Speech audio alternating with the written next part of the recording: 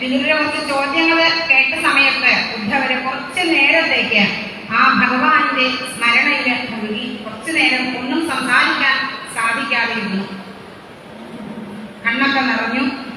അതിനുശേഷം ഉദ്ധവര് കണ്ണു തുറന്നിട്ട് ആ ഭഗവാന്റെ കഥകൾ ഓരോന്നായിട്ട് പറയാൻ തുടങ്ങി.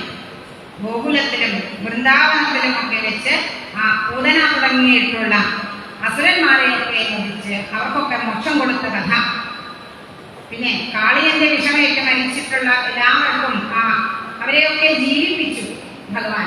ഗോപന്മാരെയൊക്കെ ജീവിപ്പിച്ച് ആ കാളിയന്റെ ഗർഭിനെ അടക്കിയ കഥ.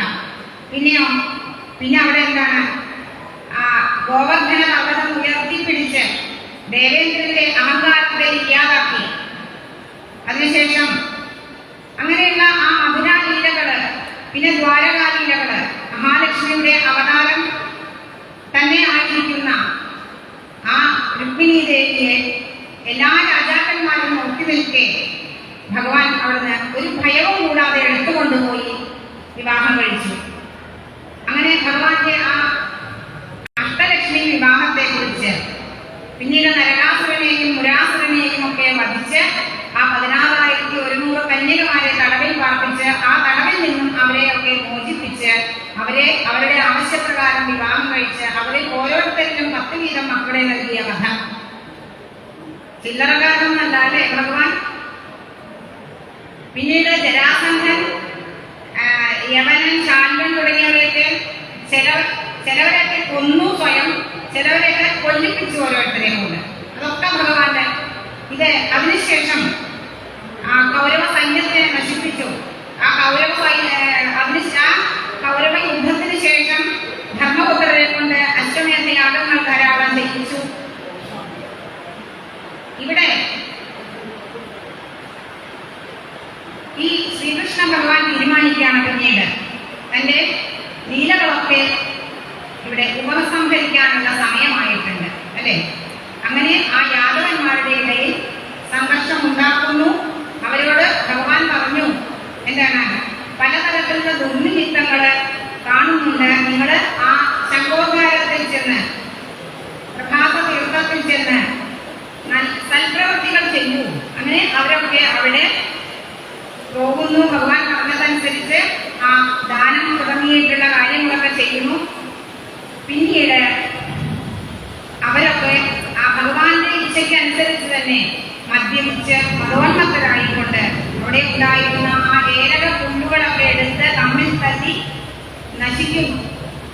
ഇവിടെ മുളംകൂട്ടങ്ങൾ എങ്ങനെയാണോ തമ്മിൽ ഉരച്ച് തീ പിടിച്ച് നശിക്കുന്നത്, അതുപോലെ ഈ യാദവന്മാരും അവിടെ തമ്മിൽ തല്ലി മരിച്ചു എന്ന് പറയാണ്. അപ്പൊ അവിടെ ഉദ്ധവര് പറയുന്നു, ശ്രീകൃഷ്ണനാകുന്ന ആ സൂര്യൻ അസ്തമിച്ചു.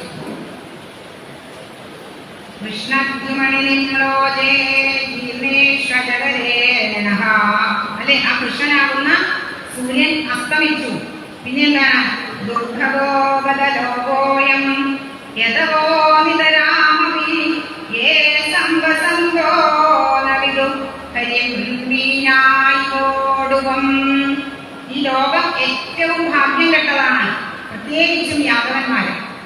അവരെ മത്സ്യങ്ങളെ സംബന്ധിച്ച് ജലത്തിൽ പ്രതിബിംബിക്കുന്ന ആ ചന്ദ്രൻ, അത് ചന്ദ്രനാണെന്നോ ചന്ദ്രന്റെ ആ സവിശേഷതകളൊന്നും അറിയാണ്ട് അവരിൽ ഒരാളായിട്ട്, അല്ലെ, അവരെ പോലെ ഒരു ജലജീവിയാണ് എന്ന് അവർ വിചാരിക്കുന്നു. അതുപോലെ ഈ യാദവന്മാര്, ഇതൊരു ഉദാഹരണം പറഞ്ഞതോടെ അത്രേ ഉള്ളൂ. അതുപോലെ യാദവന്മാര് ഈ ഭഗവാനെ ആ യാദവരിൽ അവരിൽ ഒരാളായിട്ട് മാത്രം കാണുകയാണ്. അവർക്ക് അതിനെ സാധിച്ചുള്ളൂ. ഭഗവാന്റെ മഹാത്മ്യത്തെ അവര് മനസ്സിലാക്കിയതേ ഇല്ല എന്ന് പറയും, അല്ലെങ്കിൽ തിരിച്ചറിയാൻ സാധിച്ചില്ല അവർക്ക്. ഇതൊക്കെ എങ്ങനെയാണ്, ഭഗവാന്റെ ആ ഇച്ഛ കൊണ്ട് തന്നെ നടന്നതാണ്. സംഭവിച്ച കാര്യങ്ങളെല്ലാം ഭഗവത് ഇച്ഛയാണ്. പിന്നീട് അവിടെ ഉദ്ധവര് പറയുന്നു, ആ സ്വർഗാരോഹണത്തിന് മുമ്പ് ഭഗവാൻ തനിക്ക് തത്വോപദേശം നൽകി അവിടെ ബദരിയിൽ പോയി തപസ് ചെയ്യാനായിട്ട് ഉപദേശിച്ചിട്ടുണ്ട്. അപ്പൊ ആ സമയത്ത് അവിടെ മൈത്രേയ മഹർഷി ഉണ്ടായിരുന്നു. അപ്പൊ വിദുരർ ചോദിച്ചു, ആ തത്വത്തെ, ഭാഗവത തത്വത്തെ എനിക്കും കൂടി പറഞ്ഞു തരുമോ എന്ന് ചോദിച്ചപ്പോൾ ഉദ്ധവര് പറഞ്ഞു, പറ്റില്ല. കാരണം അങ്ങേക്ക് പറഞ്ഞു തരാനായിട്ട് മൈത്രേയ മഹർഷിയെ ഏർപ്പാടാക്കിയിട്ടുണ്ട് ഭഗവാൻ എന്ന് പറഞ്ഞു.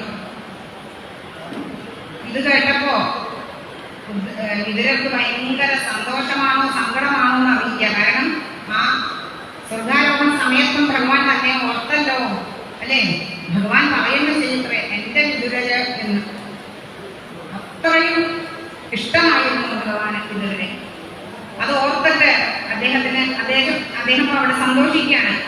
അങ്ങനെ വിതുരരെ അവിടെ നിന്നും സഞ്ചരിച്ച് ആ ഗംഗാതീരത്തുള്ള ഹരിദ്വാരത്തിലെത്തി. അവിടെ വെച്ചാണ് അവര് നമുക്ക് വിതുര മൈത്രേയ സംവാദമായിട്ട് കേൾക്കാൻ സാധിക്കുന്നത്. അവിടെ നിന്നാണ് ആരംഭിക്കുന്നത്. അനവധി ചോദ്യങ്ങളാണ്. എല്ലാ ചോദ്യങ്ങളൊന്നും നമ്മളിപ്പോൾ പറയുന്നില്ല, കാരണം നമുക്ക് അനുവദിച്ചിരിക്കുന്ന സമയം വളരെ വളരെ വളരെ കുറവാണ്. അപ്പൊ ഓരോന്ന് എടുത്ത് പറഞ്ഞാല് അതിലേക്ക് എത്തുള്ളൂ എന്നുള്ളത്, അതുകൊണ്ട് ഞാൻ തൊട്ട് സൂചിപ്പിച്ച് നമ്മൾ പോവാണ്. അവിടെ ഇതിൽ ചോദിക്കാണ്, സുഖായ കർമാണി കരോതിലോ നവൈ സുഖം വാന്യതുവാരമം വാ പിന്ദേരഭൂയസ്തദേവ ദുഃഖം യദത്രയുക്തം ഭഗവാൻ വദേന്ന. അല്ലേ? സുഖം കിട്ടണം അല്ലേ? ആളുകൾ സുഖത്തിന് വേണ്ടിയാണ് എല്ലാ കർമ്മങ്ങളും ചെയ്യുന്നത്. ഇനി അല്ലാത്തവരുണ്ടോ ഇവിടെ ആരെങ്കിലും? ഉണ്ടോ? ഇല്ല. അപ്പൊ എല്ലാവരും സുഖത്തിന് വേണ്ടിയാണ് കർമ്മങ്ങൾ ചെയ്യുന്നത്. പക്ഷെ എന്നിട്ട് സുഖം കിട്ടുന്നുണ്ടോ? ഈ കർമ്മങ്ങളൊക്കെ ചെയ്തുകൊണ്ട് സുഖം ഉണ്ടാവുന്നുമില്ല, ദുഃഖം ഇല്ലാണ്ടാവുന്നില്ല, അല്ലെ? പിന്നെയും എന്താ ചെയ്യണം? വീണ്ടും അറിഞ്ഞുകൊണ്ട് വീണ്ടും കർമ്മങ്ങൾ ചെയ്യണം. അതുകൊണ്ട് തന്നെ ദുഃഖങ്ങള് തുടരെ ഉണ്ടാവുകയും ചെയ്യും. അതുകൊണ്ട് എന്താണ് ശരിക്കും വേണ്ടത് എന്ന് പറഞ്ഞു തരണമെന്ന് പറയുന്നു. മാത്രമല്ല അതുപോലെ തന്നെ ജനസ്യ കൃഷ്ണാവിമുഖസ്യ ദൈവാന കർമ്മശീലസ്യ സുദുഃഖിതസ്യ അനുഗ്രഹായേന ചരന്തി നൂനം ഭൂതാനി ഭവ്യാനി ജനാർദ്ദനസ്യ. സകലരും ഭഗവത് വിമുഖന്മാരായിട്ടും സഞ്ചരിക്കുകയാണ്. മാത്രമല്ല എന്താണ്? അധർമ്മശീലസ്യ സുദുഃഖിതസ്യ, അധർമ്മങ്ങള് പ്രവർത്തിക്കുന്നുണ്ട്. അങ്ങനെയുള്ള ആ ജനങ്ങളൊക്കെ അവരെയൊക്കെ അനുഗ്രഹിക്കാൻ വേണ്ടിയാണ് ഭഗവാന്റെ അനവധി അവതാരങ്ങൾ ഉണ്ടായിട്ടുള്ളത്, അല്ലെ? ആ ഭഗവത് ആരാധനയിലൂടെ ഓരോരുത്തരുടെയും മനസ്സ് ശുദ്ധമായി അതിലൂടെ ഭക്തി ഉണ്ടാകുന്നു. മാത്രമല്ല അങ്ങനെ ഭക്തി വേണ്ട വിധത്തിൽ ആകുന്ന സമയത്ത് അവർക്ക് അവിടെ ജ്ഞാനം ഉണ്ടാകുന്നു എന്നാണ്. അതുകൊണ്ട് എനിക്ക് ആ ഭഗവാന്റെ എല്ലാ കാര്യങ്ങളും പറഞ്ഞു തരണം എന്ന്. അതായത് ഏറ്റവും സുഖകരമായിട്ടുള്ള മാർഗം നമ്മൾ അതന്നെയല്ലേ നോക്കുക. എന്തൊരു കാര്യം ഉണ്ടെങ്കിലും ഏറ്റവും എളുപ്പം, അല്ലേ? ഇപ്പൊ എനിക്ക് ചോറ്റാനിക്കരയിൽ നിന്ന് പറവൂർക്ക് പോകണമെങ്കിൽ ഏറ്റവും എളുപ്പ വഴിയാണ് നമ്മൾ ആദ്യം നോക്കുക, അങ്ങനെയല്ലേ? നമ്മൾ വളർന്ന വഴി ആരും നോക്കില്ല. ഇതൊരു അതന്നെ പറഞ്ഞ എല്ലാത്തിനുമായിട്ട് ആ സുഖകരമായിട്ടുള്ള വഴി മാർഗത്തെ ഉപദേശിച്ചു തരണം എന്ന് ചോദിക്കുന്നു. അപ്പോഴാണ് അവിടെ എങ്ങനെയാണ് ഭഗവാൻ ഈ പ്രപഞ്ചത്തെ സൃഷ്ടിച്ചത്, മാത്രമല്ല സൃഷ്ടിച്ചതിനെ മുഴുവൻ തന്നിലേക്ക് തന്നെ ലയിപ്പിച്ചത് എങ്ങനെയാണ്? ഈ പ്രപഞ്ചത്തിൽ പ്രവേശിച്ച് ബ്രഹ്മാവ്, രുദ്രൻ, വിഷ്ണു തുടങ്ങിയിട്ടുള്ളവരുടെയൊക്കെ രൂപമെടുത്ത് അവിടെ സൃഷ്ടി, സ്ഥിതി, സംഹാരങ്ങളൊക്കെ നിർവഹിക്കുന്നത് എങ്ങനെയാണ്, അല്ലെ? ഭഗവാൻ പലതരത്തിലും ഉള്ള സ്വരൂപമെടുത്ത് അവിടെ ബ്രഹ്മജ്ഞാനികള്, ദേവന്മാര്, ഗോക്കള്, ഇവർക്കൊക്കെ വേണ്ടി ഏതൊക്കെ തരത്തിൽ എന്തൊക്കെ കർമ്മങ്ങളാണ് ചെയ്തിട്ടുള്ളത് ഇതെല്ലാം ഉപദേശിച്ചു തരണമെന്ന് പറയുന്നു. പിന്നെ ഏതൊക്കെ തത്വങ്ങൾ കൊണ്ടാണ് ഈ സകല ലോകങ്ങളും സൃഷ്ടിച്ചത്, സകല ജീവജാലങ്ങളും ഇങ്ങനെ വസിക്കുന്നതൊക്കെ എങ്ങനെയാണ് സാധ്യമായത്? ഇങ്ങനെ അനവധി ചോദ്യങ്ങൾ. മാത്രമല്ല അതോടൊപ്പം ഭാഗവതത്തെ കുറിച്ചും പറഞ്ഞു തരണം എന്ന് പറയുമ്പോൾ അവിടെ വിതുരന് വീണ്ടും ചോദ്യങ്ങൾ, അനവധി ചോദ്യങ്ങൾ. ആ 2-3 അധ്യായങ്ങളൊക്കെ ചോദ്യമാണ്. 2 അധ്യായത്തിൽ നിറയെ ചോദ്യങ്ങളാണ്. എല്ലാം നമ്മൾ പറയുന്നില്ല. അപ്പോ ഇത് ഈ വിതുരന് ചോദിച്ചതനുസരിച്ച് മൈത്രേയ മഹർഷി അവിടെ പറയാൻ തുടങ്ങാണ്. ആദ്യം തന്നെ വിതുരരുടെ പൂർവജന്മ കഥ അത് പറഞ്ഞുകൊണ്ടാണ് അവിടെ ആരംഭിക്കുന്നത്. പറഞ്ഞു, അങ്ങേക്ക് ഭഗവത് കഥകൾ കേൾക്കാൻ, അല്ലേ? നമ്മൾക്കൊക്കെ എന്തുകൊണ്ടാണ് ഇത്രയും ആളുകൾ നമ്മൾ ചുറ്റുപാടും എത്ര ആളുകളുണ്ട്? എല്ലാവർക്കും വന്നിരിക്കാൻ തോന്നുന്നുണ്ടോ? ഇല്ല. എന്താണത്? എന്താണ് തോന്നാത്തത്? അപ്പൊ ഭഗവത് കഥകൾ കേൾക്കണമെങ്കിലും ജന്മാന്തരേ ഭവേ പുണ്യം തഥാ ഭാഗവതം ലഭേത്. അല്ലെ, ജന്മജന്മാന്തരങ്ങളിൽ ചെയ്ത പുണ്യങ്ങളുടെ ഫലമായിട്ടാണ് നമ്മളൊക്കെ എവിടെയോ എന്തൊക്കെയോ കുറച്ച് പുണ്യങ്ങൾ ചെയ്തുകൊണ്ടാണ് നമുക്കിന്ന് ഈ അമ്മയുടെ തിരുനടയിൽ വന്ന് അല്ലെ ഈ ഭാഗവതത്തിന്റെ മുമ്പിലിരിക്കാൻ സാധിക്കുന്നത്. പറയാനാവട്ടെ, കേൾക്കാനാവട്ടെ. അല്ലെ, കേൾക്കാനിരിക്കാൻ പറഞ്ഞാൽ അത് വലിയ എളുപ്പമുള്ളൊരു കാര്യമല്ല. പറയണ പോലെ പാരായണം ചെയ്യണ പോലെയല്ല. കേൾക്കാനിരിക്കുക എന്ന് പറഞ്ഞാൽ അത് വലിയൊരു പ്രയാസമുള്ള കാര്യമാണ്. അല്ലെ, എത്ര നേരം ഇരിക്കണം ക്ഷമയോടുകൂടി എന്ന് ആലോചിച്ച് പോകും. അതുകൊണ്ടാണ് എപ്പോഴും ശ്രോതാക്കളെ നമസ്കരിക്കുന്നത്. അപ്പോ അങ്ങനെ പൂർവജന്മ കഥ പറഞ്ഞു. എന്താണ്? അങ്ങേക്ക് ഭഗവത് കഥകൾ കേൾക്കാനുള്ള താല്പര്യം ഉണ്ടായതിൽ ഒരു അത്ഭുതവുമില്ല. എന്താ കാരണം? അങ്ങ് സാക്ഷാൽ യമധർമ്മനാണ്. അല്ലെ, ആ മാണ്ഡവ്യ മുനിയുടെ ശാപം കാരണമാണ് ഇവിടെ ഭൂമിയിൽ വന്ന് ജനിച്ചത്. അതെന്താണെന്നല്ലേ, ഈ മാണ്ഡവ്യൻ എന്ന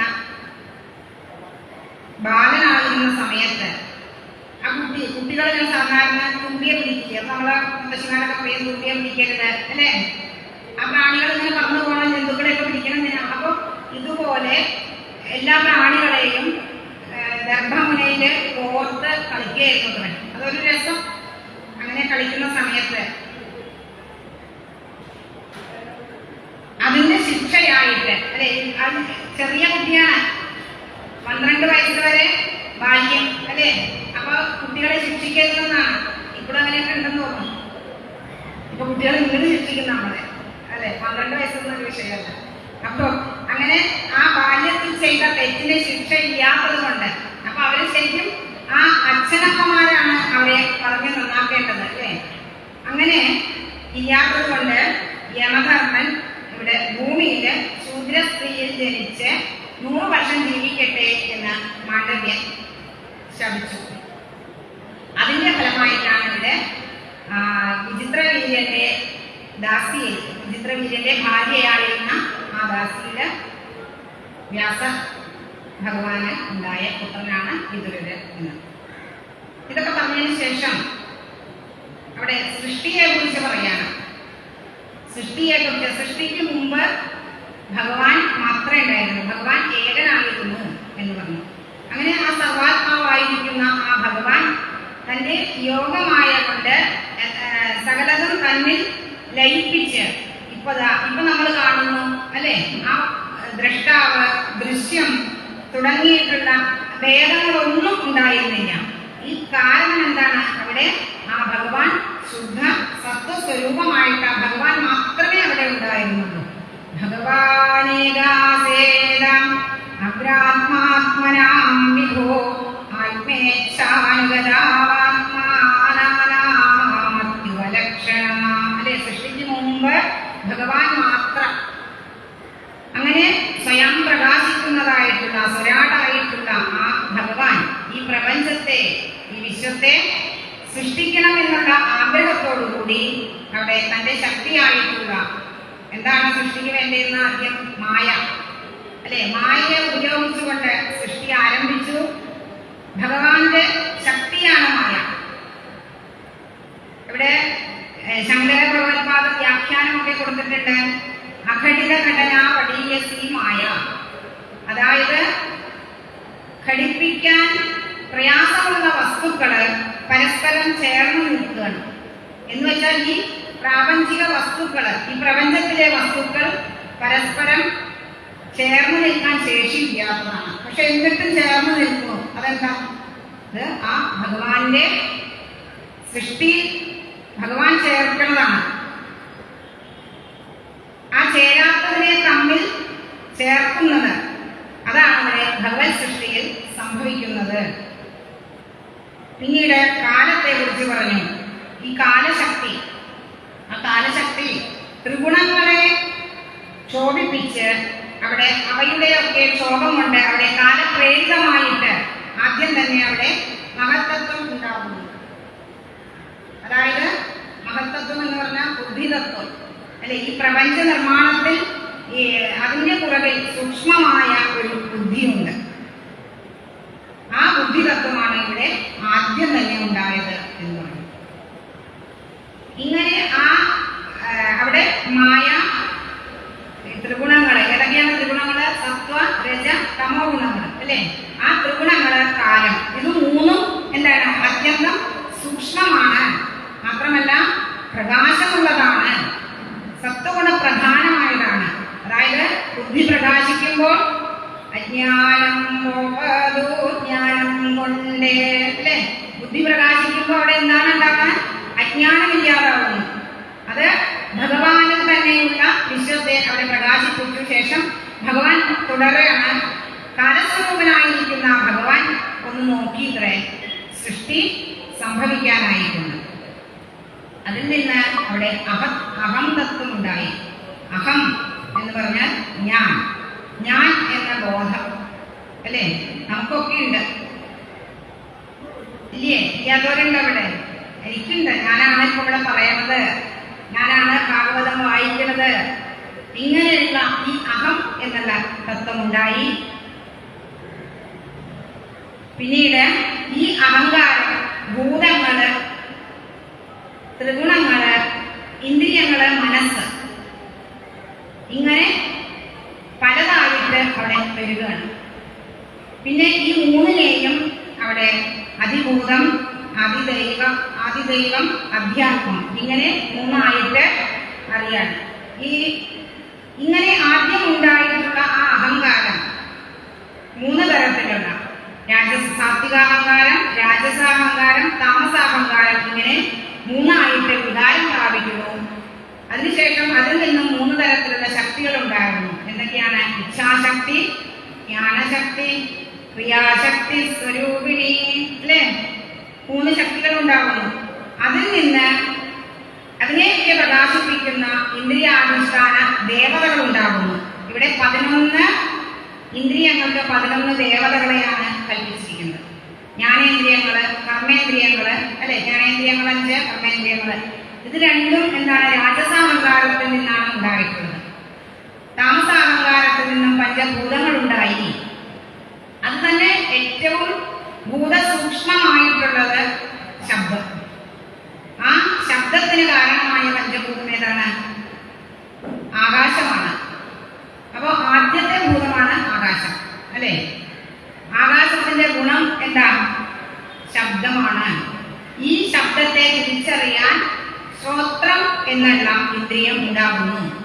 അതിന് ചൈതന്യം നൽകുന്നത് അവിടെ ഈ ദേവതകളാണ്. ഇങ്ങനെ ഓരോ ഇന്ദ്രിയങ്ങൾക്കും അതാതിനെ സംബന്ധിക്കുന്ന ആ ഗുണഗണങ്ങള് അതൊക്കെ അറിയാനുള്ള ദേവതകൾ. പിന്നീട് ആകാശത്തിൽ നിന്നും കാലം, മായ തുടങ്ങിയിട്ടുള്ള ഇതിന്റെയൊക്കെ സഹായത്തോടുകൂടി സ്പർശം എന്ന അനുഭവത്തോടുകൂടി അവിടെ വായുവിനെ സൃഷ്ടിച്ചു. ഇല്ലേ? കാറ്റ് വീശുമ്പോഴല്ലേ നമുക്ക് സുഗന്ധം വരുന്നത്, കാറ്റ് വീശുമ്പോഴല്ലേ നമുക്ക് ദുർഗന്ധം അറിയാൻ സാധിക്കുന്നത്. അപ്പൊ അവിടെ വായുവിനെ സൃഷ്ടിച്ചു. അതിനെ തിരിച്ചറിയാൻ എന്താണ്? ത്വക്ക് എന്ന ഇന്ദ്രിയം ഉണ്ടാകുന്നു.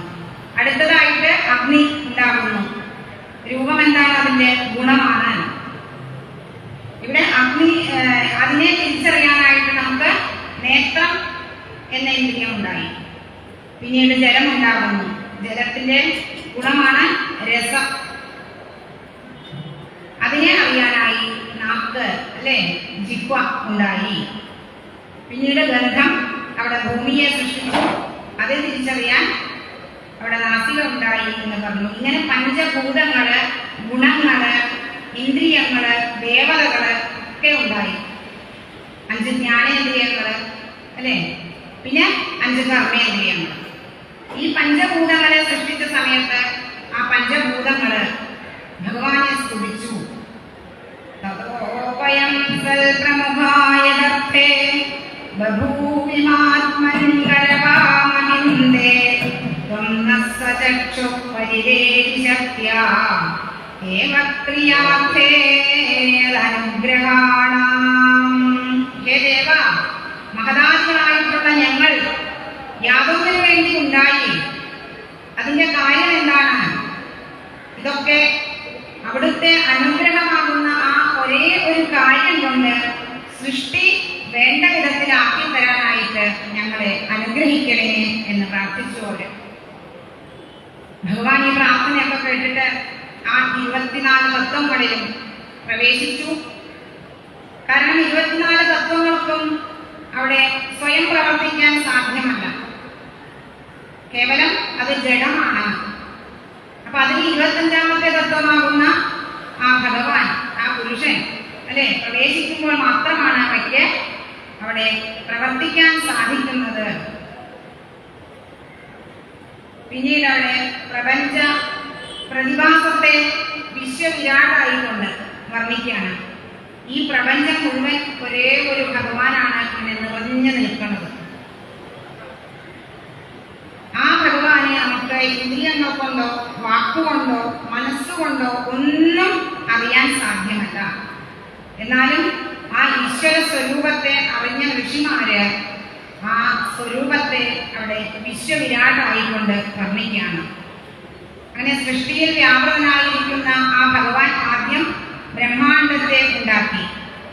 ഹിരണ്യാണ്ടം എന്ന് പറയും, ആദ്യത്തെ അണ്ടത്തിന്റെ പേരാണ്. ഈ അണ്ടാകൃതിയിലായിരുന്നു ഇത് എന്നും സ്വർണ്ണ നിറമായിരുന്നു അല്ലെ, സ്വർണം പോലെ തിളങ്ങുന്നതാണ് എന്നും നന്നായി പ്രകാശിക്കുന്നതാണ് എന്നും പറഞ്ഞു.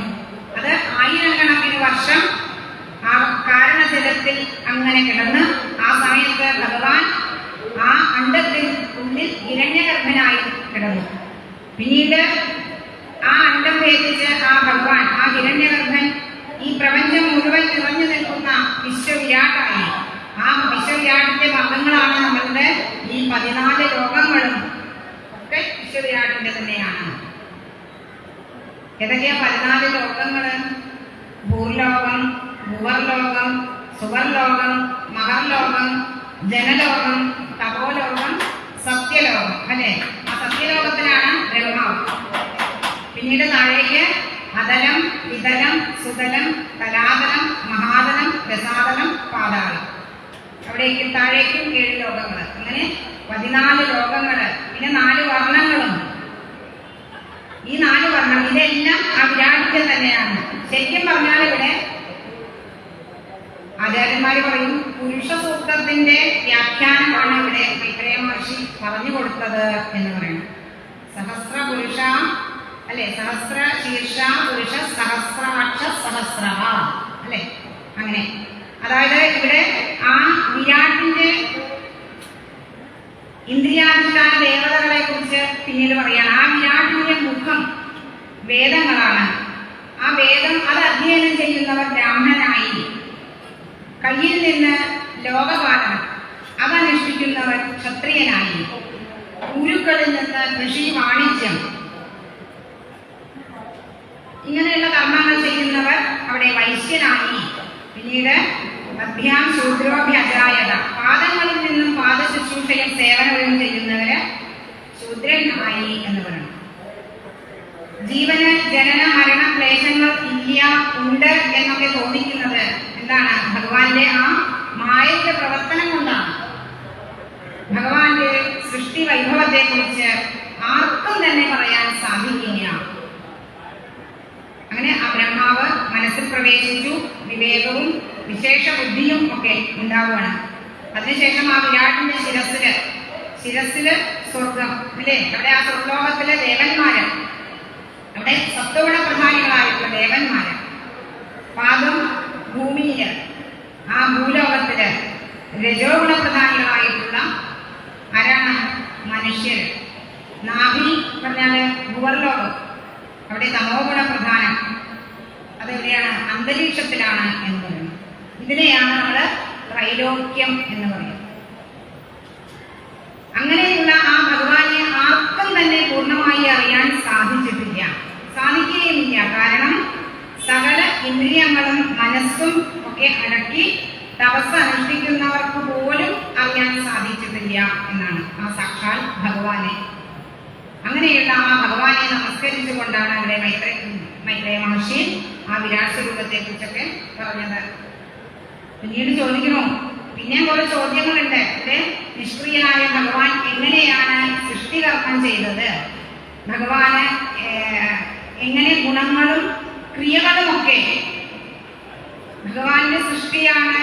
സൃഷ്ടിയെ ഇവിടെ ലീല അല്ലെ, ലീല എന്നാണ് പറയുന്നത്. അത് എന്തുകൊണ്ടാണ് അങ്ങനെ ഭഗവാന്റെ സൃഷ്ടിയെയൊക്കെ ലീല എന്ന് പറയുന്നത്? ഭഗവാന്റെ ലീലയാണെന്നല്ലേ പറയാം. അതെന്തുകൊണ്ടാണ്? ഇനി അജ്ഞാനം ഭഗവാനുണ്ടോ? ഇവിടെ എല്ലാ ശരീരത്തിലും ഉള്ള ആ ജീവൻ ശരിക്കും എന്താണ്? ഭഗവത് അംശം തന്നെയാണ്. അങ്ങനെയുള്ള ആ ജീവന് എങ്ങനെ ഇവിടെ ഈ കർമ്മം കൊണ്ട് എങ്ങനെ ക്ലേശമുണ്ടായി? ഈ സംശയങ്ങളൊക്കെ തീർത്തു തരണം എന്ന് പറയുന്ന സമയത്ത് മൈത്രേയ മഹർഷി പറയുകയാണ് അവിടെ, ഈ ജീവന് സത്യത്തില് അജ്ഞത കൊണ്ടാണ് ഇവിടെ മമത തുടങ്ങിയ ബന്ധങ്ങളൊക്കെ. മമത ഉണ്ടാകുന്നത് അജ്ഞത കൊണ്ടാണ്. ജീവൻ എന്നത് ഈശ്വരാംശമാകുമ്പോൾ അവിടെ എന്താണ്? ആ ജീവൻ ഒരിക്കൽ പോലും ബന്ധം പാടില്ല, മമത പാടില്ല, അജ്ഞാനം ഉണ്ടാകാൻ പാടില്ല. അപ്പോ ബന്ധം ഇവിടെ ഇനി അഥവാ ഇതൊക്കെ തോന്നുന്നു അല്ലെ, നമുക്കൊക്കെ തോന്നുന്നുണ്ട്, നമ്മളുടേതായ ആളുകളെ കാണുമ്പോൾ നമുക്കൊരു മമത അല്ലേ, അതെന്താണ്? അതൊക്കെ ഭഗവാന്റെ മായയാണ്. ഈ തോന്നലുള്ളതിനെയാണ് ഭഗവാൻ അവിടെ ഭഗവാന്റെ മായ എന്ന് പറയുന്നത്. അവിടെ ഒരു ഉദാഹരണം പറയാണ്, യദർത്ഥേനാമുഷ്യ ഹംസആത്മവിപര്യയാ പ്രതീയത ഉപദ്രഷ്ടു സ്വശിരച്ഛേദനാദികം. സ്വപ്നത്തില് നമ്മൾ ശിരസ് ഛേദിച്ചു എന്ന് സ്വപ്നം കണ്ടു. പക്ഷെ ആ സ്വപ്നത്തിൽ നിന്ന് ഉണർന്നാലോ ആദ്യം തന്നെ നമ്മൾ തപ്പി നോക്കൂ അല്ലേ, അതവിടെ ഉണ്ടോ എന്നുള്ളത്. അപ്പോ അത് ഉണരുമ്പോൾ നമുക്ക് മനസ്സിലാവുന്നത് സത്യമല്ല എന്ന്. അതുപോലെയാണ് ഇവിടെ മായയിൽ നിന്നും ഉണർന്ന് വരുമ്പോൾ ആ സത്യം വെളിപ്പെടുന്നു, മനസ്സിലാകുന്നു എന്ന്. ഈ കണ്ണ് തുറന്ന് കാണുന്ന സ്വപ്നമാണത്രേ ഈ പ്രപഞ്ചം. ജാഗ്രതത്തിലാണ് നമുക്ക് ഈ ഒരു പ്രപഞ്ചത്തിന്റെ അനുഭവം ഉള്ളത്. ജാഗ്രതത്തിലാണ്. ആ ജീവന് 3 അവസ്ഥകളുണ്ട് എന്ന് പറഞ്ഞു. ജാഗ്രത, സ്വപ്നം, സുഷുപ്തി. ഈ 3 അവസ്ഥകളെയും അതിക്രമിച്ച് 4ാമത്തെ അവസ്ഥയായിരിക്കുന്ന ആ തുരീയ അവസ്ഥയെ പ്രാപിച്ച ഒരാൾക്ക് മനസ്സിലാകും, ഇപ്പോൾ കാണുന്ന ഈ ലോകം വെറും സ്വപ്നം പോലെ അനുഭവപ്പെടും. അല്ലേ? ലളിതാസഹസ്രനാമത്തിൽ കേൾക്കാം, സർവാവസ്ഥാവിവർജിത. അല്ലെ, എല്ലാ അവസ്ഥകൾക്കും ഉപരിയായിരിക്കുന്ന ആള് അതാരാ? ഭഗവാൻ മാത്രം. ആ ചട്ടാണിക്കര അമ്മ മാത്രം അല്ലേ. അതുകൊണ്ടാണ് സർവാവസ്ഥാവിവർജിത എന്ന് പറഞ്ഞത്. അപ്പോ അങ്ങനെയുള്ള ആ ഭഗവാനെ നിഷ്കാമ ഭക്തി കൊണ്ടും അഹൈതുകി ഭക്തി കൊണ്ടും ആരാണോ ഉപാസിക്കുന്നത്, ആ ആൾക്ക് ഈ ഒരു അനുഭവത്തിലേക്ക്, അതായത് ഈ ലോകം മിഥ്യയാണ്, ബ്രഹ്മസത്യം, ജഗത് മിഥ്യ അല്ലെ, അങ്ങനെയുള്ള ഒരു അവസ്ഥയിലേക്ക് എത്താൻ സാധിക്കും. ഇവിടെ മൈത്രേയ മഹർഷി പറയുന്നു, അങ്ങനെ ഇരിക്കുമ്പോൾ മാത്രമേ ആ ജീവനെ ബാധിച്ചിട്ടുള്ള വൈരുദ്ധ്യത്തിൽ നിന്ന് പുറത്തു കടക്കാൻ സാധിക്കൂ.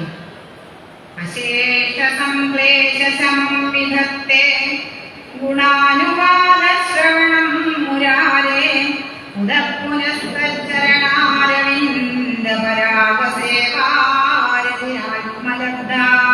അപ്പൊ ആത്മലബ്ധിക്ക് എന്താണ് വേണ്ടത്?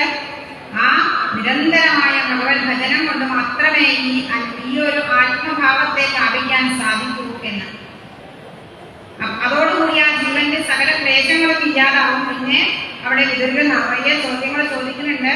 നമുക്ക് ആ സമയം അടുത്തുകൊണ്ടിരിക്കുകയാണ്. അപ്പൊ അതുകൊണ്ട് പിന്നീട് അവിടെ പറയണോ, അജ്ഞാനം എങ്ങനെ ഉണ്ടാക്കുന്നു എന്ന് ചോദിച്ചു. അപ്പൊ പറഞ്ഞു, യശ്ച മൂഢതമോ ലോകേ യശ്ച ബുദ്ധേ പരംഗത ബാഹുഭോ സുഖമേധേതേ കൃഷ്യത്യന്തരിതോജന.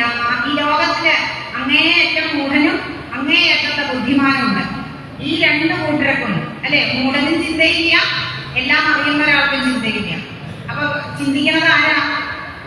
നമ്മളെ പോലുള്ള കുറച്ച് ആൾക്കാർ അല്ലെ, ആ 2ന്റെ ഇടയ്ക്ക് കിടക്കുന്ന ആൾക്കാർ. അപ്പൊ അങ്ങനെയുള്ളവർക്ക് വേണ്ടിയാണ് ഇവിടെ വേദങ്ങളും ശാസ്ത്രങ്ങളും പുരാണങ്ങളും ഇതിഹാസങ്ങളും ഒക്കെ രചിച്ചത്. അപ്പൊ അതൊക്കെ പഠിച്ച് ജീവിതത്തിൽ ഒരു സംസ്കാരം കൊണ്ടുവരണം എന്ന് പറയാണ്. പിന്നെ മനുഷ്യ ജീവിതം ഇങ്ങനെ ദുഃഖിക്കാനുള്ളതല്ല, അല്ലേ? അവിടെ അവനവന്റെ സംസ്കാരത്തെ അവലംബിച്ചാണ് നിൽക്കുന്നത്. സംസ്കാരം എന്താണ്? അതാണ് ആത്മീയത. അപ്പോ ശരീരം വിട്ട് ആത്മാവിന് വേണ്ടി ജീവിക്കാനായിട്ട് പഠിക്കണം എന്നുകൂടി മൈത്രേയ മഹർഷി പറഞ്ഞു തരികയാണ്. ഈ രണ്ടിന്റെ ഇടയ്ക്ക് കിടക്കുന്ന ആൾക്കാർക്ക് അനവധി ക്ലേശങ്ങളുണ്ടാവും, സംശയങ്ങളുണ്ടാവും. അപ്പൊ ആ സംശയങ്ങൾ കൊണ്ടാണ് ആ ജീവൻ അവിടെ ക്ലേശിക്കുന്നത്. പിന്നീട് ആ വിരാട് സ്വരൂപത്തെ പറ്റി സൂചിപ്പിച്ചു. പിന്നെ ചോദ്യങ്ങളുണ്ട്. അപ്പൊ അത് ചോദിച്ചുകൊണ്ടിരിക്കുമ്പോഴാണ് ഭഗവാന്റെ വിഭൂതിയിൽ നിന്നും പൗത്രന്മാരായിട്ട് അനവധി തരത്തിലുള്ള പ്രജകളുണ്ടായി. പ്രജാപതികൾ എങ്ങനെ ഉണ്ടായി? മനുവിന്റെ വംശം, പക്ഷികള്, സർപ്പങ്ങള്, യജ്ഞങ്ങള് തുടങ്ങിയ ഇതിനെ കുറിച്ചൊക്കെ പറയണമെന്ന് പറഞ്ഞ ആ സമയത്ത് ഇവിടെ മൈത്രേയ മഹർഷി പറഞ്ഞു. ആദ്യം തന്നെ ആ മൈത്രേയ മഹർഷി സജ്ജന ശ്രേഷ്ഠനായിരിക്കുന്ന ആ പൂരുവിനെ അനുസ്മരിച്ചു. സത്സേവനീയോ ബലഭൂരിവംശോ യല്ലോകപാലോ ഭഗവത് പ്രധാന ബഭൂവിദേഹാസ്യകീർത്തിമാലാം ദേവദേ നൂതനയസ്യ ഭീക്ഷ്ണം. അല്ലെ, ആ പൂരുവിന്റെ വംശത്തിലാണ് ഇവിടെ വിതുരൻ ജനിച്ചിരിക്കുന്നത്. നമുക്കത് കൂടുതൽ അറിയാനായിട്ട് നവമസ്കന്ധത്തില് ആ വംശത്തെ കുറിച്ച് പറയുന്നുണ്ട്. ഇവിടെ സകല സംശയങ്ങൾക്കും ഉത്തരം തരുന്ന ഒന്നാണ് എന്ത്? ശ്രീമദ് ഭാഗവതം. അപ്പോ ഈ ഭാഗവതം ആദ്യം ഉപദേശിച്ചത് ഭഗവാൻ ആർക്കാണ്? ആദിശേഷനാണ്, അല്ലെ? അപ്പൊ ആ ആദിശേഷൻ സകല പ്രപഞ്ചത്തെയും തന്റെ അനേകം ഗണങ്ങളിൽ താങ്ങി ഈ ലോകം മുഴുവൻ വ്യാപിച്ചു കിടക്കുകയാണ്. പിന്നീട് അത് അദ്ദേഹത്തെ സംഘർഷകൻ എന്ന് പറയും. അത് സനകാദികൾക്ക് ഉപദേശിച്ചു. സനകാദികളുടെ സംഖ്യായനും പരാശരനും ആ ദേവഗുരുവായിരിക്കുന്ന ബൃഹസ്പതിക്കും, ബൃഹസ്പതിയുടെ മൈത്രേയ മഹർഷിക്കും. അപ്പൊ മൈത്രേയ മഹർഷി പറയണു, ഞാൻ അറിഞ്ഞത് അങ്ങേക്കും പറഞ്ഞു തരാമെന്ന് പറഞ്ഞ് ആ വിതുരർക്കും അവിടെ പറഞ്ഞു കൊടുക്കുകയാണ്. യോഗനിദ്ര ചെയ്യുന്ന ഭഗവാൻ കാലത്തിനോട് തന്നെ ഉണർത്താനായിട്ട് ആവശ്യപ്പെട്ടു. അങ്ങനെ ഭഗവാൻ ഉണർന്നു, സൃഷ്ടി ആരംഭിച്ചു. ആ ഭഗവാന്റെ നാഭിയിൽ നിന്ന് ഒരു സ്വർണ്ണ പ്രഭയുള്ള ഒരു താമര പുറത്തേക്ക് വന്നു. അതിൽ ഭഗവാന്റെ ചൈതന്യം പ്രവേശിച്ച സമയത്ത് ആ ബ്രഹ്മദേവൻ ഉണ്ടായി. ബ്രഹ്മദേവൻ സ്വയം ഉണ്ടായതുകൊണ്ട് സ്വയംഭൂ എന്ന് പേരുണ്ടായി. അദ്ദേഹം ആ താമരയിൽ ഇരുന്നു കൊണ്ട് നാലു വശത്തേക്ക് നോക്കുകയാണ്. ഇത് എവിടുന്നാണ് ഈ താമര ഉണ്ടായത്? ഈ താമരയുടെ ആധാരം എന്താണ് എന്നൊക്കെ ചിന്തിച്ചുകൊണ്ട് നാലു വശം നോക്കി. അപ്പോ അദ്ദേഹം ആ ചതുർമുഖനായി തന്നെ ഇത് എവിടുന്ന് വന്നു എന്ന് അന്വേഷിച്ചുകൊണ്ട് താഴേക്ക് ഇറങ്ങാണ്, അല്ലെ? താമരയുടെ ആധാരം കണ്ടുപിടിക്കണം. അപ്പൊ അതിനായിട്ട് താഴേക്ക് ഇറങ്ങി എല്ലായിടത്തും നോക്കുമ്പോൾ അന്ധകാരം മാത്രം. അങ്ങനെ 100 ദിവ്യ സംവത്സരം ആ തിരച്ചില് തുടർന്നു എന്ന് പറയുന്നു. തിരിച്ച് നിരാശപ്പെട്ട അദ്ദേഹത്തിന് തിരിച്ച് ആ താമരത്തണ്ടിലേക്ക് തന്നെ വരേണ്ടതായി വന്നു. വീണ്ടും അനവധി വർഷം തപസ് ചെയ്തു. അങ്ങനെ ആ ബ്രഹ്മദേവന്റെ മനസ്സില് അവിടെ ഭഗവാൻ പ്രവേശിക്കുകയാണ്. ഭഗവാൻ പ്രവേശിച്ചു. ആ ബ്രഹ്മദേവന്റെ സകല ദുഃഖങ്ങളും ഇല്ലാണ്ടായി. ഭഗവാന്റെ ആ സുന്ദരമായ സ്വരൂപത്തെ കണ്ടപ്പോൾ ബ്രഹ്മദേവന് വളരെയധികം സന്തോഷമായി. അദ്ദേഹം ആ ഭഗവാനെ കണ്ടുകൊണ്ട് തന്നെ അവിടെ സ്തുതിക്കാൻ തുടങ്ങി. അതാണ് അവിടെ ആ ബ്രഹ്മസ്തുതി, അതിഗംഭീരമായ സ്തുതി. ജ്ഞാതോസി വേദ്യസുതിരാന്യനുദേകവാചാം തജ്ഞായതേ ഭഗവതോ ഗതിരിത്യവദ്യം നാന്യത്വദസ്തി ഭഗവന്ന വിദന്ന ശുദ്ധം മായാഗുണവ്യതികരായ ദുർവിഭാസി. ഭഗവാനെ വളരെ കാലം തപസ് ചെയ്തതുകൊണ്ടാണ് എനിക്ക് അങ്ങയുടെ സ്വരൂപത്തെ ഒന്ന് ഏകദേശം അറിയാൻ സാധിച്ചത്.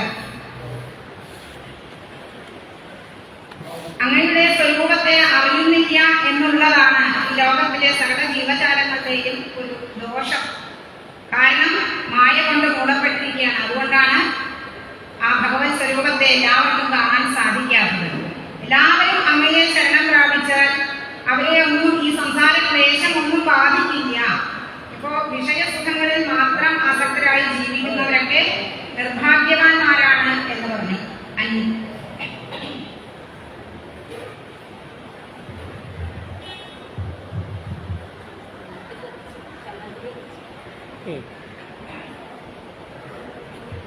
അന്യാവൃതാർത്ഥകരണാനിശിനിശ്ചയാന നാനാമനോരഗതിയാക്ഷണവർണ്ണനിദ്ര ദൈവാപദാർത്ഥരചനാർഷയോപി ദേവായുഷ്മൽ പ്രസംഗവിമുഖായിഹ സംസരന്യേ.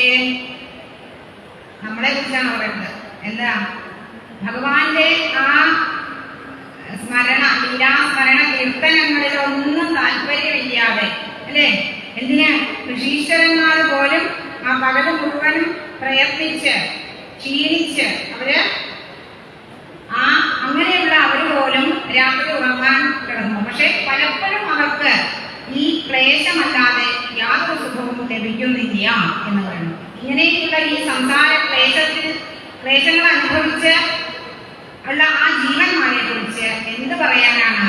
എന്നാൽ അങ്ങയുടെ ആ പാദപത്മങ്ങളെ എപ്പോഴും സ്മരിച്ച് സദാ സ്മരിച്ച് കഥകളും, അല്ലെ, അതൊക്കെയായി നടക്കുന്ന ഭക്തി വേണ്ട വിധത്തിലുണ്ടായി ആ ശുദ്ധമായ ഹൃദയത്തോടു കൂടി ചേർന്ന അവരുടെ ഹൃദയത്തിലോ അങ്ങ് സദാ അവിടെ സ്ഥിതി ചെയ്യുന്നു എന്ന് പറയാൻ ഇവിടെ. അപ്പൊ അവര് അങ്ങയെ പല രൂപത്തില് പല ഭാവത്തില് ധ്യാനിക്കുന്നു, സ്തുതിക്കുന്നു എന്നൊക്കെ പറഞ്ഞു. അങ്ങനെയുള്ളവരെ അങ്ങ് എന്ത് ചെയ്യുന്നു? അനുഗ്രഹിക്കുകയും ചെയ്യുന്നു. തത്വപ്രണയസേ സദനുഗ്രഹായ. ഭഗവാനെ ഉപാസിക്കാൻ വേണ്ടിയാണ് ഈ ശ്രേഷ്ഠമായിട്ടുള്ള മനുഷ്യജന്മം ലഭിച്ചിട്ടുള്ളത്. അല്ലാതെ അത് വെറുതെ പാഴാക്കി കളയാനുള്ളതല്ല. ഋഷീശ്വരന്മാർ പോലും അങ്ങയെ വേണ്ട വിധത്തിൽ മനസ്സിലാക്കാതെ ആ ജന്മം പാഴാക്കി കളയുന്നല്ലോ എന്നോർത്ത് ഇവിടെ ബ്രഹ്മാവ് വിഷമിക്കുകയാണ്. ഈ ലോകത്തുള്ള സകലരാലും സേവിക്കപ്പെടുന്നതാണ് ആളാണ് ഭഗവാൻ, അല്ലേ? അപ്പോ ഈ ലോകങ്ങളുടെ മുഴുവൻ സൃഷ്ടികർത്താവായിരിക്കുന്ന ഞാൻ അങ്ങയുടെ അനുഗ്രഹം കൊണ്ട് ലോകത്രയോപകരണോയതനുഗ്രഹേണ തസ്മൈ നമസ്തൗദരസ്തവമായ യോഗനിദ്രാവസാന വികസൻ ക്ഷണായ. അങ്ങനെയുള്ള ആ നാഭികമലത്തിൽ നിന്ന് ഉണ്ടായിട്ടുള്ള ഈ പ്രപഞ്ചകോടി, അല്ലെ, പ്രപഞ്ചകോടികൾ മുഴുവൻ വഹിക്കുന്ന ആ യോഗനിദ്രയുടെ അവസാനത്തിൽ അല്പം വികസിച്ച് ആ സുന്ദരമായിരിക്കുന്ന മുഖകമലത്തോടു കൂടിയുള്ള അങ്ങയെ ഇതാ ഞാൻ കാണുന്നു, സ്തുതിക്കുന്നു എന്ന് പറയണം. അങ്ങനെയൊക്കെ ഭഗവാനെ അറിഞ്ഞവരാണെങ്കിലോ യഥാ ദുസ്സർവഭൂതേഷു ദാരുശക്തിവിമസ്ഥിതം പ്രതിചക്ഷീതമാം ലോകോ ഗർഹ്യാതർഹ്യേവ കശ്മലം. വിറകിൽ അഗ്നി എന്നതുപോലെ സകല ജീവജാലങ്ങളിലും ആ ഭഗവാൻ തന്നെയാണ്, അല്ലെ? എപ്പോഴാണോ ഭഗവാനെ കാണുന്നത്, എല്ലാ ജീവജാലങ്ങളിലും കാണുന്നതൊക്കെ ഹരിനാരായണായ നമഃ. ആ ഒരവസ്ഥ, അല്ലെ? ആ ഒരു അവസ്ഥ കൈവരുമ്പോഴാണ് ഇവിടെ ജീവന് ആ ജീവന്റെ സകല അജ്ഞാനവും ഇല്ലാതാവുന്നത്. സകലതും നാരായണമയം, അല്ലെ? ദ്വിതീയ സ്കന്ധത്തിൽ നമ്മൾ കേൾക്കാം നാരായണ പരാവേദ, നാരായണ പരാമഖ, നാരായണ പരാക്രിയ, നാരായണ പരാഗതി, അല്ലെ? ആ നാരായണനിൽ തന്നെ മുഴുവൻ നാരായണമയം. ഭഗവാൻ അല്ലാതെ അവിടെ രണ്ടാമതൊന്നുമില്ല. സർവവേദമയേനേതം ആത്മാത്മയോനിയ പ്രജാസുജയഥാപൂർവം യാശ്ചവൈയനുശേരതേ. ഭഗവാൻ അതാ അവിടെ ആ ബ്രഹ്മാവിനെ അനുഗ്രഹിക്കുകയാണ്. പ്രപഞ്ചം മുഴുവൻ തന്നിൽ ലയിച്ചിരിക്കുന്നതായി അങ്ങയ്ക്ക് കാണാൻ സാധിക്കും.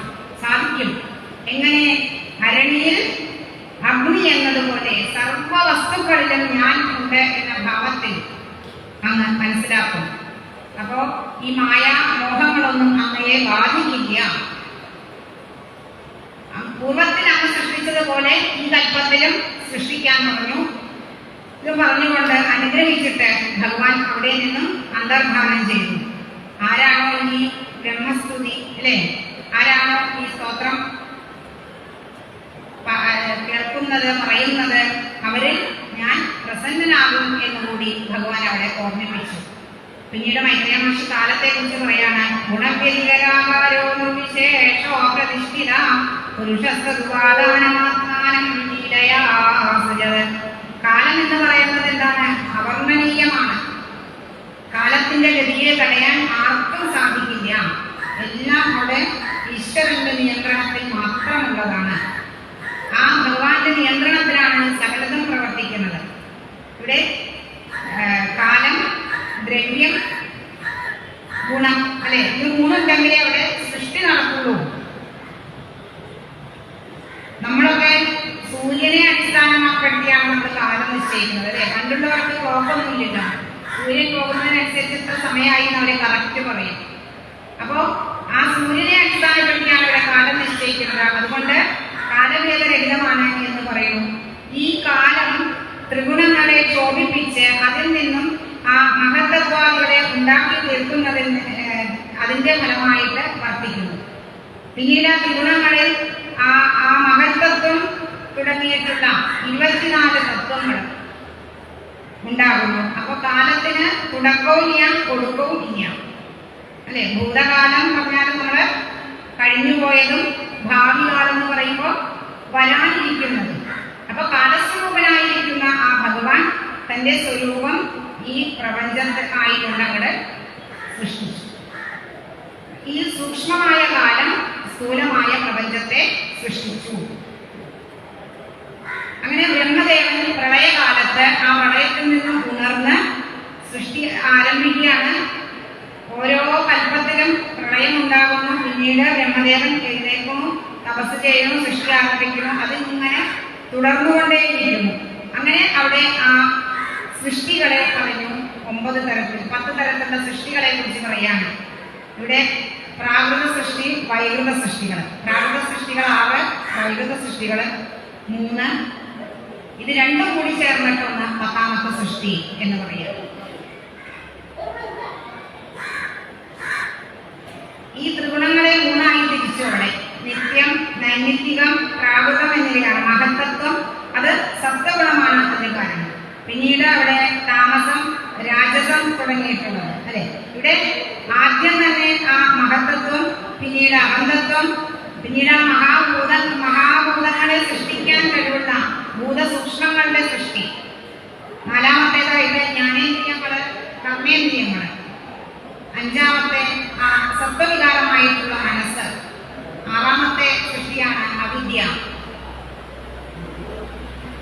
പിന്നീട് 7ാമത്തെ സ്ഥാവരങ്ങള്, 8ാമത്തെ തിര്യക്കുകൾ. അങ്ങനെ ആ ഇവിടെ അവിദ്യ അത് ബ്രഹ്മദേവന്റെ സൃഷ്ടിയാണ്. മറവി, അല്ലെ. ആത്മസ്വരൂപത്തെ മറക്കുക. അപ്പൊ ഓരോന്നിനും തന്റെ യഥാർത്ഥ സ്വരൂപത്തെ മറന്നു പോകുന്നു. ആ മറവിയാണ് ഇവിടെ അജ്ഞാനം എന്ന് പറയുന്നത്. അപ്പോ ഇവിടെ ഈ മറവി എന്നത് ആ ബ്രഹ്മദേവന്റെ സൃഷ്ടി തന്നെയാണ്. പിന്നെ സ്ഥാവരങ്ങളെ സൃഷ്ടിച്ചു, അവിടെ സ്ഥിരമായി നിൽക്കുന്നത്. അവ വൃക്ഷലതാദികള്, വനങ്ങള്, ഔഷധികള് തുടങ്ങിയത്.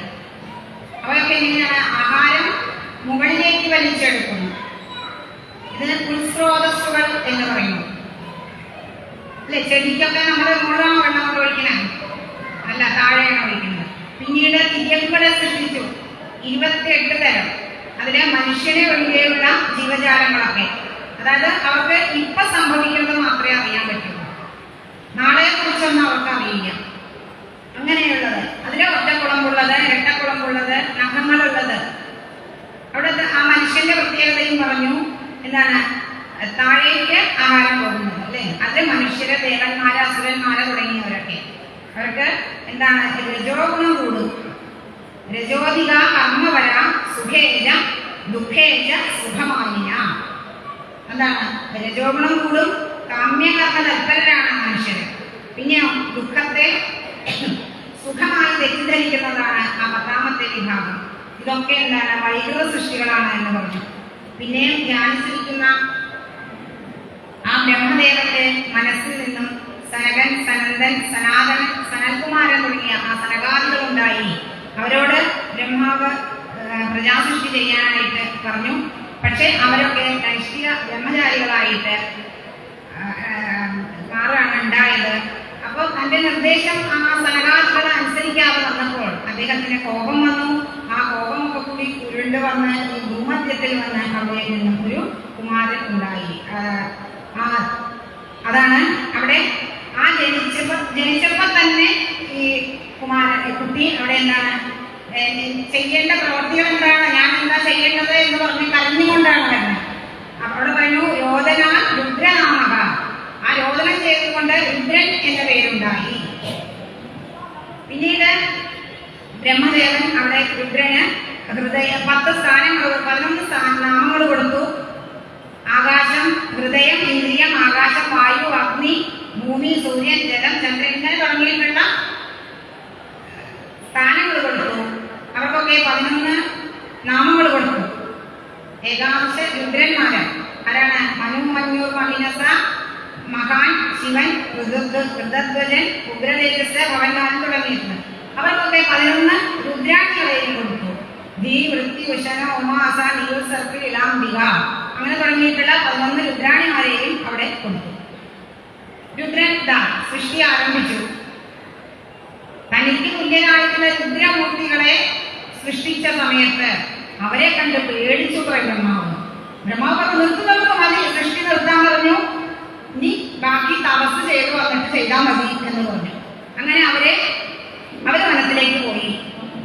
പിന്നീട് ബ്രഹ്മാവിൽ നിന്നും മരീചി, അത്രി, അങ്കിരസ തുടങ്ങിയിട്ടുള്ള ദശമസ്തത്ര നാരദ, അല്ലെ 10ാമതായിട്ട് നാരദ മഹർഷിയും, അങ്ങനെ 10 പുത്രന്മാര് അവിടെ ഉണ്ടായി, ഋഷീശ്വരന്മാരായിട്ട്.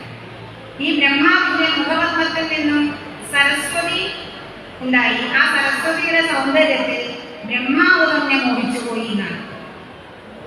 അപ്പോ ഇത് കണ്ടിട്ട് മരീചാദികൾ പറഞ്ഞു ഇതൊരു നല്ല പ്രവൃത്തിയല്ല എന്ന് ബ്രഹ്മാവിന് എന്താണ് വാണി കൊടുത്തു. അപ്പോ ബ്രഹ്മാവിന് ആകെ ലജ്ജയായി.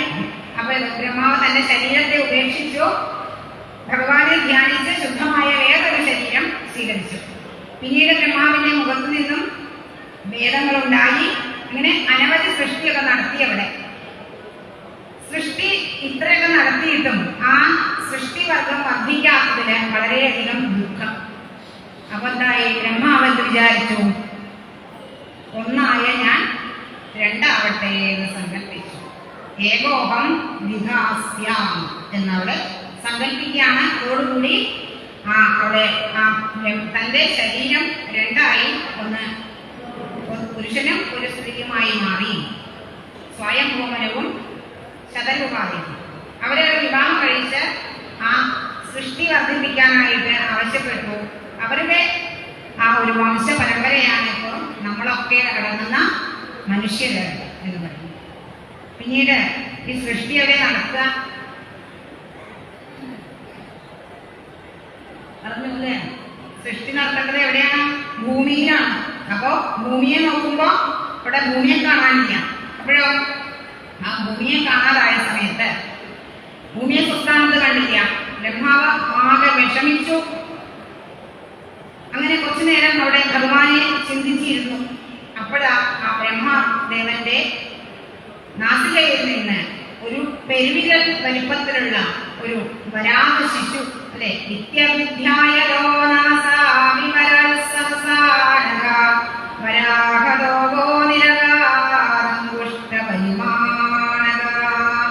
ആ ഒരു വരാഹ ശിശു പുറത്തേക്ക് വന്നു. പുറത്തേക്ക് ചാടി. മാത്രമല്ല ആ നോക്കി നിൽക്കാൻ തന്നെ അവർ വളർന്നു വലുതായി. ഈ സകല ലോകങ്ങളിൽ നിറഞ്ഞു നിൽക്കുന്ന യജ്ഞവരാഹമായി തന്നെ അവിടെ വന്നു എന്നാണ്. ആ യജ്ഞവരാഹത്തെ കണ്ട് ഋഷിമാരും ഒക്കെ സ്തുതിക്കുകയാണ്. ജിതം ജിതം യജ്ഞഭാവന ത്രയീന്തനം ത്വാം വലിധുന്വലേന യദ്രോമകർത്തേഷു നിരിയുരധ്വരാതസ്മൈ നമഃ കാരണസൂകരായതേ. ആ യജ്ഞവരാഹത്തെ അവിടെ എല്ലാവരും യജ്ഞസ്വരൂപമായി കണ്ടു, സ്തുതിച്ചു. ആ മൂർത്തിയുടെ സകല അംഗങ്ങളിലും യജ്ഞത്തിന്റെ സകല സംഭാരങ്ങളെയും അവിടെ, അതായത് യജ്ഞത്തിന് ആവശ്യമായിട്ടുള്ള മന്ത്രങ്ങളെയും ഹോമകുണ്ഡം, ചമത, ഹവിസ്, ദർഭ, കുശ തുടങ്ങിയിട്ടുള്ള സകലതിനെയും അവിടെ ആ യജ്ഞവരാഹ മൂർത്തിയുടെ സ്വരൂപത്തിൽ കാണാൻ സാധിച്ചു. ഇങ്ങനെ ഭഗവാനെ കണ്ടു. എന്താണ് യജ്ഞം എന്ന് പറയുന്നത് തന്നെ?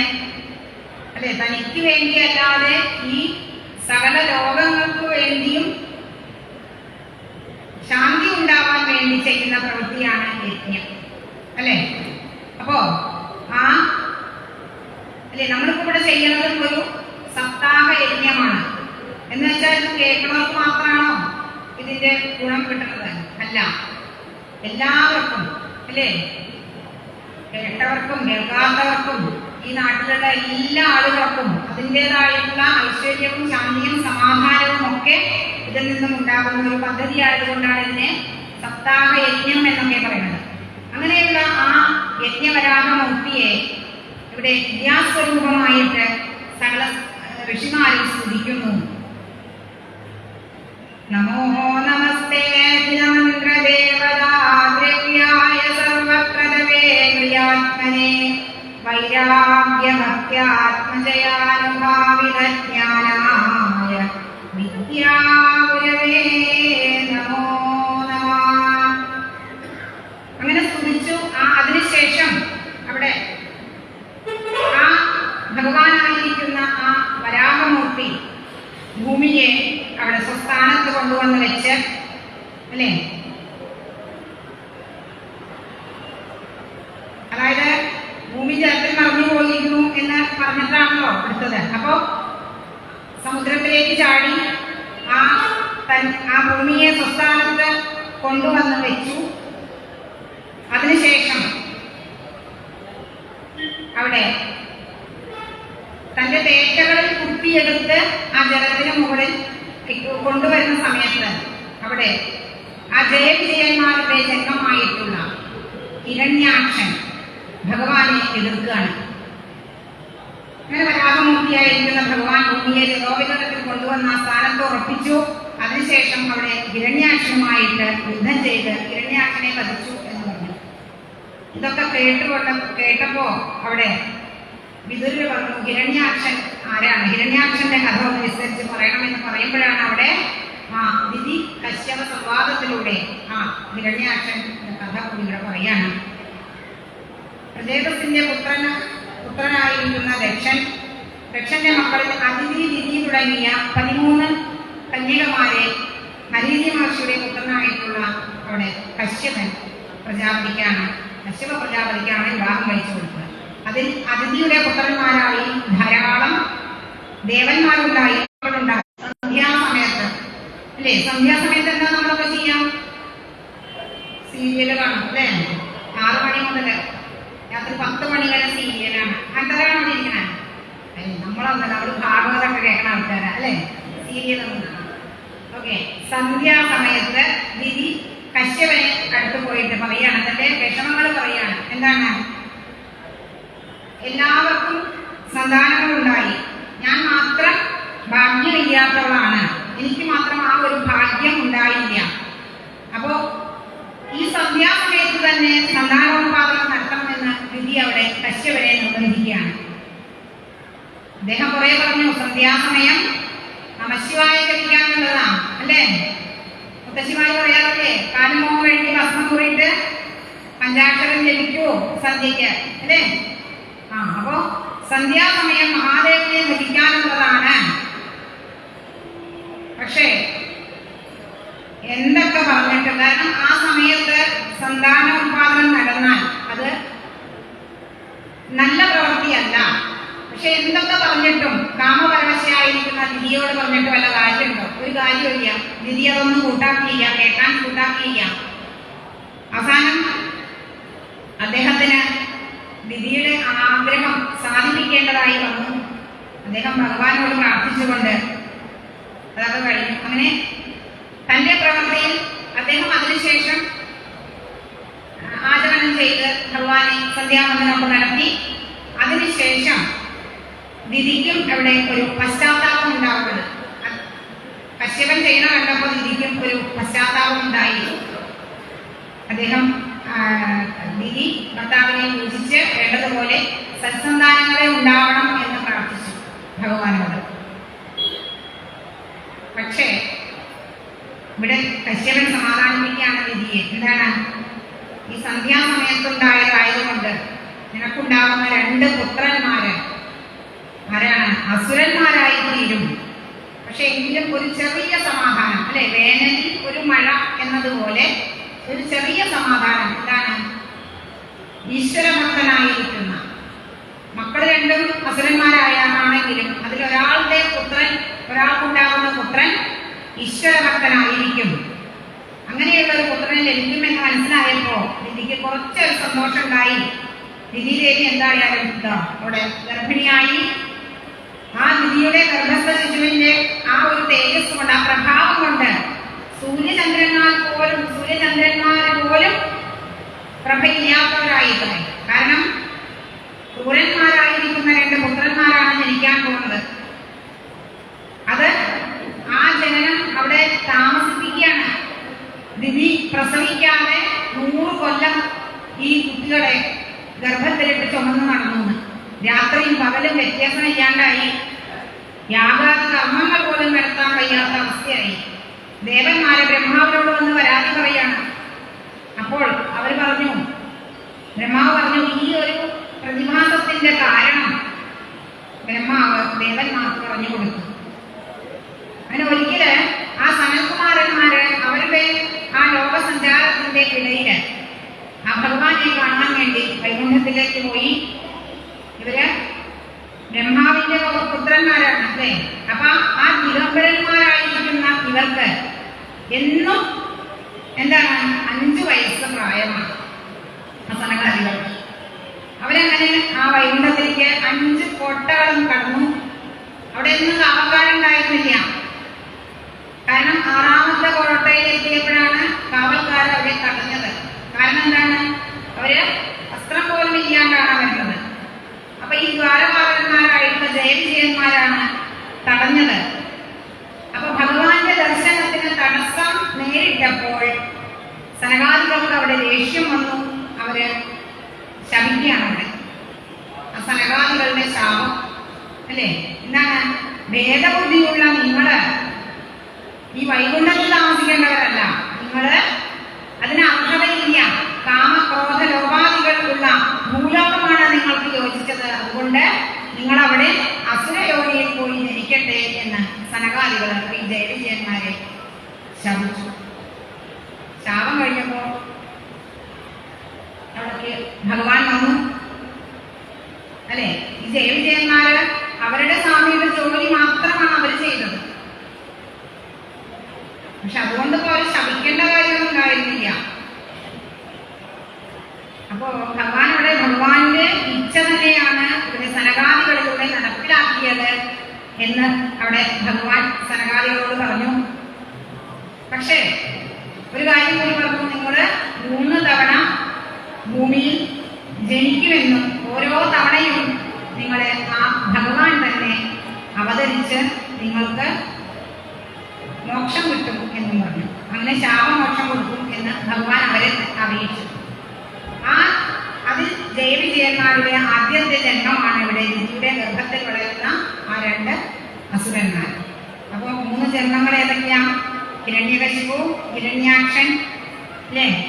പിന്നെ രാവണ, കുംഭകർണൻ, ശിശുപാലൻ, ദന്തവക്രൻ. ഈ 3 ജന്മങ്ങൾ.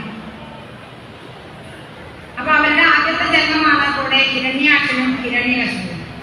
ഇങ്ങനെയൊക്കെ ബ്രഹ്മാവ് അവിടെ ദേവന്മാരോട് പറഞ്ഞു.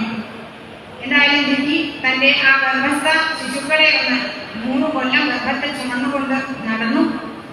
പ്രസവ സമയം അടുത്തപ്പോ പല ദുർനിമിത്തങ്ങളും കാണാൻ തുടങ്ങി. ഭൂമിയൊക്കെ തന്നെ ഇങ്ങനെ ചലിക്കാൻ തുടങ്ങി. പല സ്ഥലത്തും തനിയെ തീ കത്താൻ തുടങ്ങി.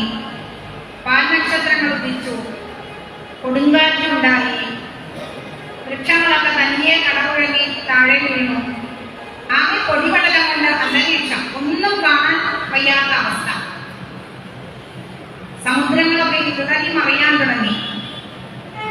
ഈ ശ്വാവുകളൊക്കെ ആകാശത്തേക്ക് നോക്കി കരയാൻ തുടങ്ങി.